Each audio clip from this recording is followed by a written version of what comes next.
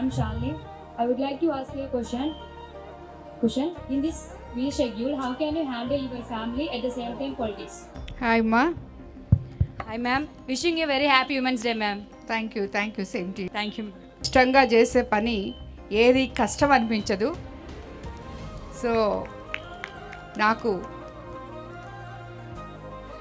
ఉన్న 24 గంటల్ని 3 భాగాలుగా విభజించుకుంటే 8 గంటలు నిద్రపోతే 8 గంటలు